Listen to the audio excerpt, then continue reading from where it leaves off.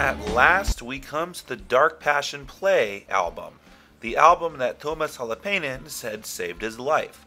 After the very public parting of ways between Tarja and Nightwish, there were a lot of rumors in tabloids about Nightwish and Thomas almost every day in the homeland, which probably added to the depression and anxiety he was already feeling from the events in 2005. During that period, there was not only much grief from fans all over the split, but a lot of anticipation over how this next album will sound. What often happens when a singer leaves and is replaced is that there tends to be a shift in sound, because the band realizes they can't necessarily write the same material that used to fit with the old singer for the new. In the case of bands like Priest and Maiden, when the star member leaves and the band tries to emulate the same sound with a singer that tries too hard or is too similar to the original, there's a backlash and decline in popularity. So you can imagine the speculation. Will this new female singer sound great? Will she sound awful? Will the band be able to still write amazing songs? Will the new album suck? Will the new album represent a band still in turmoil? Or will they come out even stronger than before? As the story goes, they actually wrote this album without a female singer in their lineup, only to have Anette Olzon record her vocals once the writing was done. She wasn't announced as the new permanent singer until a day before the first single, Eva, was released in 2007, and a few months before the rest of the album was out. This isn't unique to any band in particular, but at this point in time, it helped the male members realize they can be a band regardless of who sings and can concentrate on making music first, according to Thomas. Therefore, they could find the vocalist that fit the newer songs they wrote instead of relying too much on the older sound.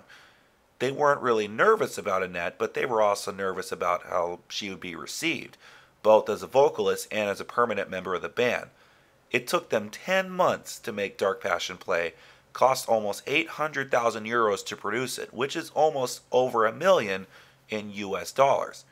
Did this pay off in the end? I, for one, think so. Do you think this paid off in the end? If you don't, you better tell me.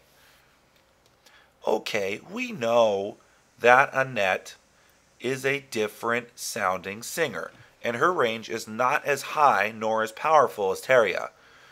She has been described as more poppy and less fitting for metal songs. Even Anette Olzon herself admits she's more of a pop singer. What she does with the songs she sings is add a new twist to the sound, and she ends up making the song sound much more accessible and easier to dive into, compared to Tarja's voice. Of course, for older fans, when comparing her to Tarja, it is natural not to be so sure about her first. In fact, that's what JMAP said to me a long time ago after this album came out.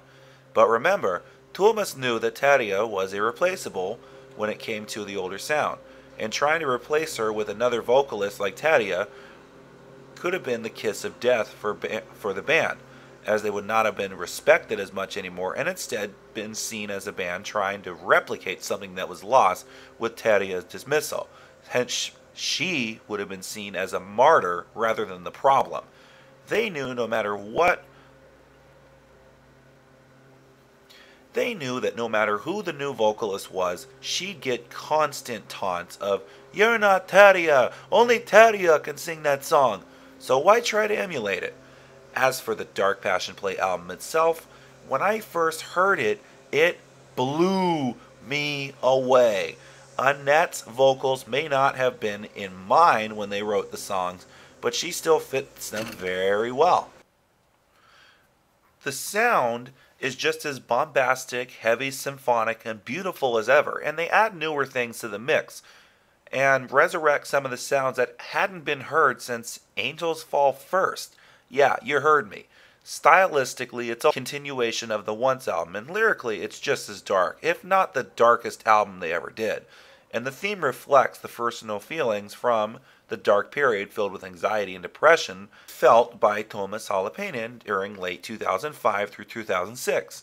You have songs that are similar to the Once album, and then you have upbeat songs that have the speed and heaviness from Oceanborn, and then you have soft ballads that have inspiration from Finnish and Irish folk music, somewhat like what was experimented with on Angels Fall First, but much better made and even more beautiful sounding this time around.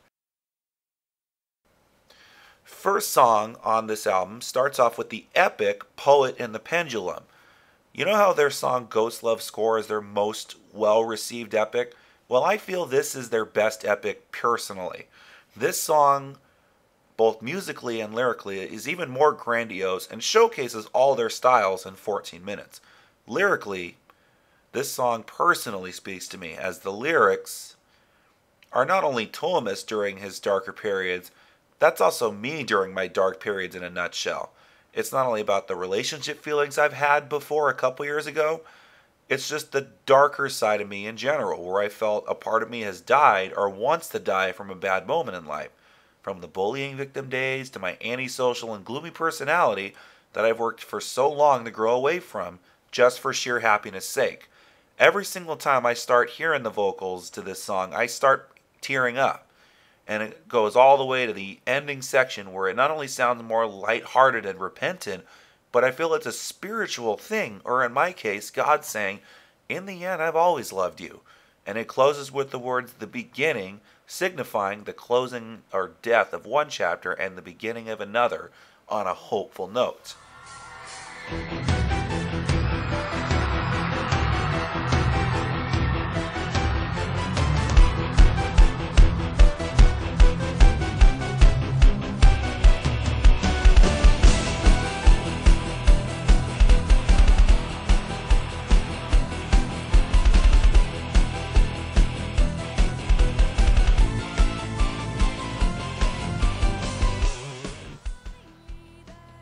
Next song on this album, Bye Bye Beautiful.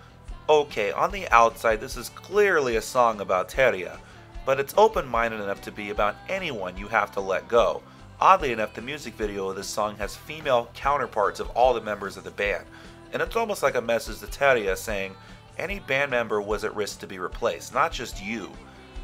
As a song, I'm not extremely in love with it, and I think it's pretty overrated. It's structured a lot like Wish I Had an Angel, so that doesn't help either. Because if I had a choice between the two, I'd go back to Wish I Had an Angel. It's a good song and it's pretty heavy, but it's just not one of my favorites.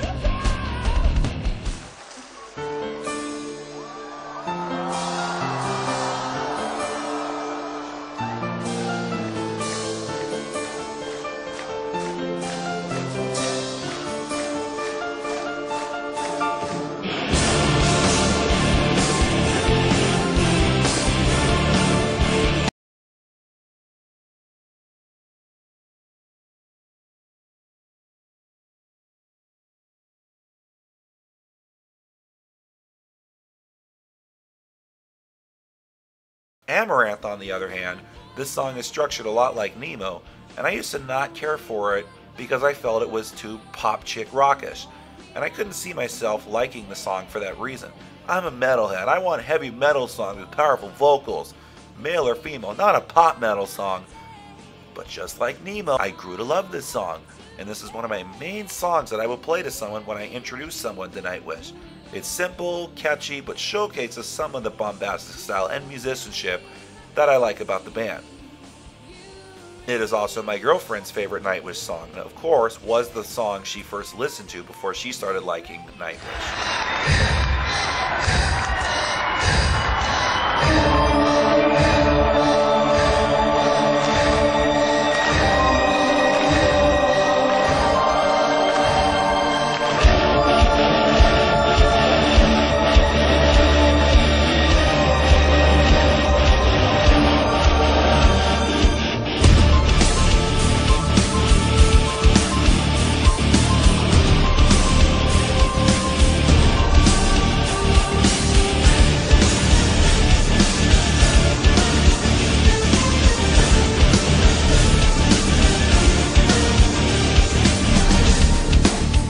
Fourth song on this album, Cadence of Her Last Breath. This is a song that uses a different beat, has a more alternate metal sound, And that's why I love it. It's highly underrated. It makes me wish they kept giving the alternative metal sound a try. It's heavy, upbeat, and the drums and guitars in the songs are great. Now we go to our fifth song, Master Passion Creed. Oh, does it suck that this song has never been played live. This is by far the heaviest and thrashiest song that Nightwish has ever written, and is also one of their darkest at the same time. My goodness, the drums are an orgasm to the ears, and the instrumental breakdowns with Yuka and Impu are awesome.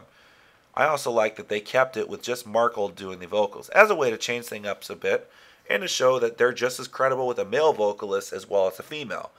So it sucks that this song has been overlooked in live performances, because it could easily be used as a song to give the female vocalist a break, because let's face it, we can never hear enough of Marco. Maybe this song is too difficult to play live, but I've seen live footage of Pharaoh Sails to Orion. If Yukin can play that song flawlessly, then there is no reason he can't play this song. I'm just saying. Sixth song on this song, Eva. Now this was the first single and released on the day after Anette was announced as a vocalist. You can understand why this song was released, because they thought it could showcase her vocal talent. Does it? Maybe. At the time it did, but honestly her talents are not represented best in a ballad. At least not this one, because this song wasn't written with her specifically in mind. There is a demo version that has Marco on it, and it sounds just as good as the song with Anette. So the song is good for what it is, but that's about it.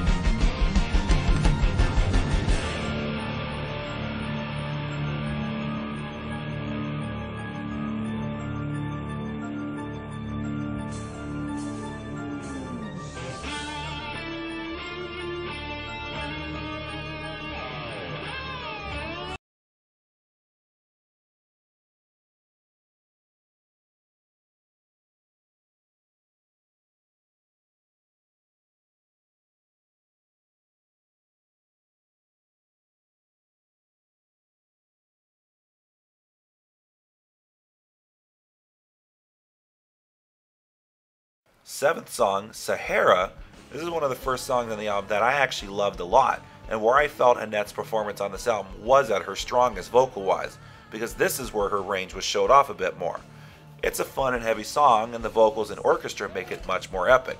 I also like the song's Middle Eastern Arabesque influences, and it sounds a lot like a song straight out of 1001 Arabian Nights, which is pretty much what the song is about anyway, so hence it's a return to the fantasy lyrics that are missed by a lot of longtime fans. Eighth song on this album, Whoever Brings the Night. This is another awesome upbeat song filled with great riffs and a great middle breakdown that picks up the speed. Lyrically, it's in the vein of She Is My Sin, pretty much about a succubus, or the evil aspects of seduction and temptation, when both people know it's wrong.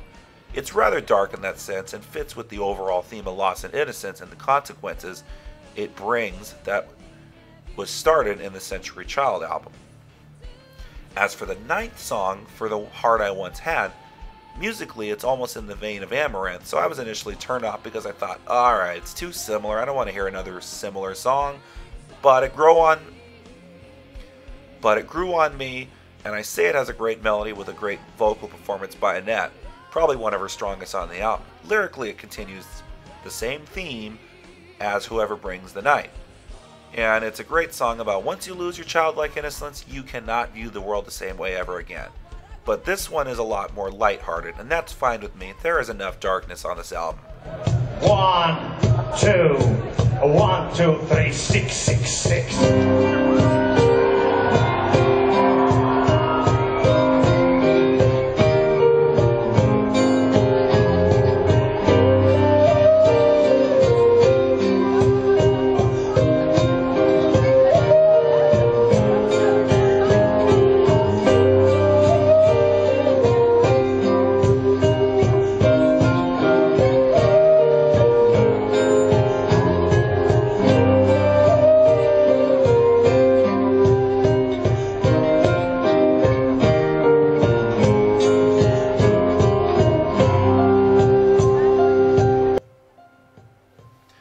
second song, The Islander.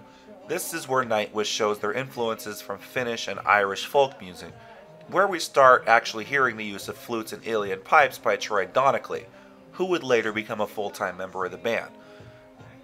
It is just a nice soft ballad that is sung by Marco and easily one of their best songs, period. It's a good break from the heavier sound and always nice to listen to just about any time there's a rainy weather. Or anytime I hear it, this song just makes me think of water. Must be why the video has members on a boat. After all, this song is titled The Islander. Last of the Wilds, it's actually a continuation with the folk and styles from The Islander, but it's a bit more upbeat as an instrumental that I cannot seem to find anything wrong with. It's fun to listen to, and the Irish influence sound is a great choice here. Other than that, there's nothing much else to say.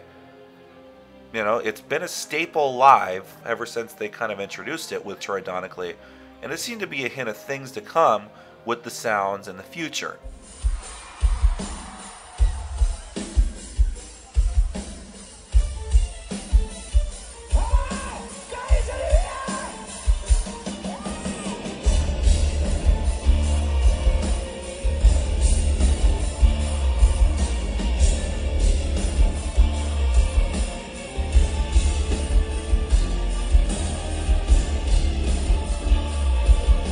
Now we come to the two closing tracks on the album. The first of the two closers is a very heavy epic, 7 Days to the Wolves.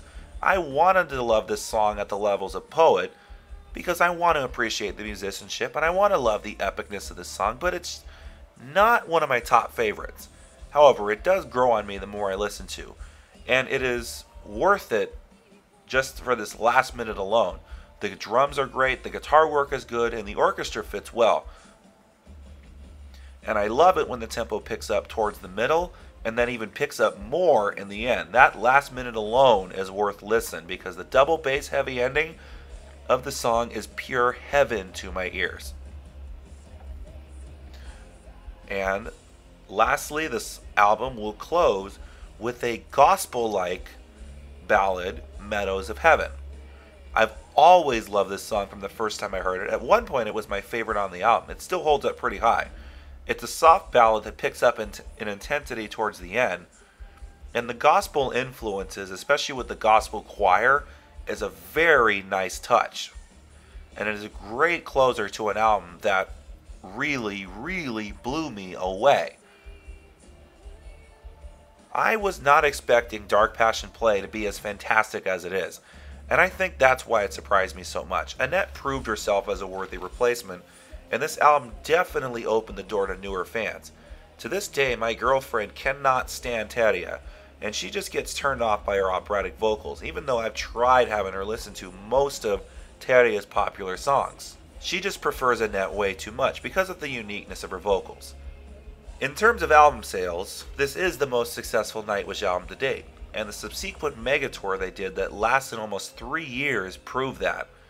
They toured so relentlessly that the album also hit relatively big in the US, hitting at number 7 on the top hard rock albums in 2007 and debuted at 84 on the Billboard Top 200. I think the delivery of this album surpassed expectations and it brought the band from turmoil and angst to heights and successes that seemed unreachable while Tarja was their singer. Some ways I feel this is their best album musically, lyrically, and impact-wise. This album essentially has all of their past and current sounds on one album. It has the heavy but melodic beautiful songs that always seem to be their most popular. It has the riff-oriented guitar playing and double bass heavy drumming that people love from their older albums. And it also has the use of folk and atmospheric influences that were very apparent in Angels Fall First. Sure, maybe some of the earlier Tarja albums have their charm and in some ways have superior songwriting that is surely missed, but when I introduce people to Nightwish, I don't play songs from Wishmaster or Once. I play songs off this album, and of course the next album and final album in their catalog for now, Imaginarum.